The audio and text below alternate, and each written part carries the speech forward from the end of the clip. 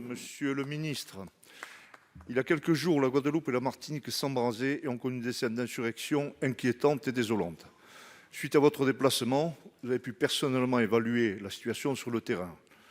Les revendications de ces agitateurs et casseurs chauffés à blanc par certains syndicats aussi ne paraissent hélas pas clairement identifiées. Mais ces violences, de toute façon, sont intolérables.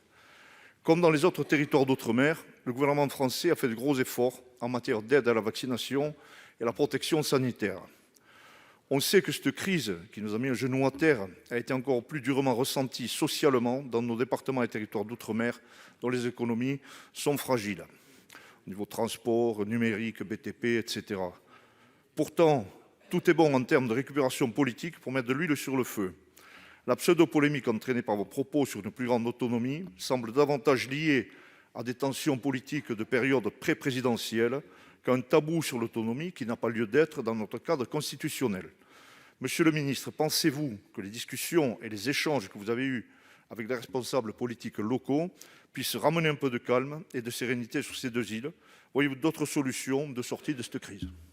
Merci Monsieur Medevielle. Monsieur le ministre, vous avez la parole pour la réponse. Merci Madame la Présidente. Déjà, Monsieur le Sénateur, à travers votre question, rappelez quand même que l'État est quand même très présent dans les Outre-mer. Parce que quand on fait l'addition des prises de parole, on a l'impression d'un grand retrait. Or, c'est vous qui votez les lois de finances et vous le savez, et on peut le documenter. L'État est largement présent et c'est pas lié qu'à ce gouvernement. Beaucoup de choses sont faites, on pourrait y revenir. Pardon de revenir sur l'affaire de l'autonomie, mais je le dis ici dans la Chambre des territoires, certains propos et amalgames tenus ont profondément blessé les Polynésiens et les Calédoniens. C'est à sous-entendre que l'autonomie était une espèce d'abandon, d'un recul de l'État, que c'était déjà faire sécession, que c'était déjà rompre la communauté nationale.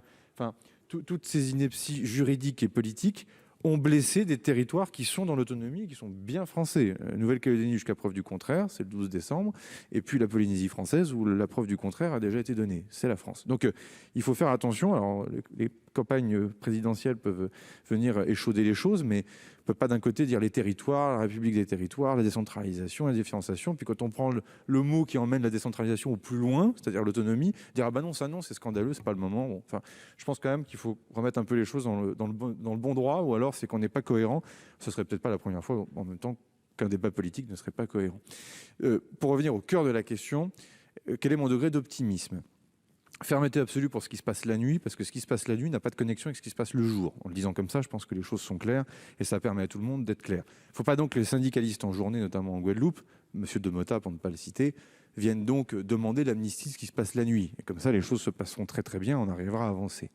Il y a une méthode en Martinique qui va vite produire ses effets sur des questions d'intérêt général, vie chère, avenir de la jeunesse, sur la question de l'application de la loi dans les différents hôpitaux, avec une documentation inédite. Ça s'appelle un vrai dialogue social au sein de l'hôpital.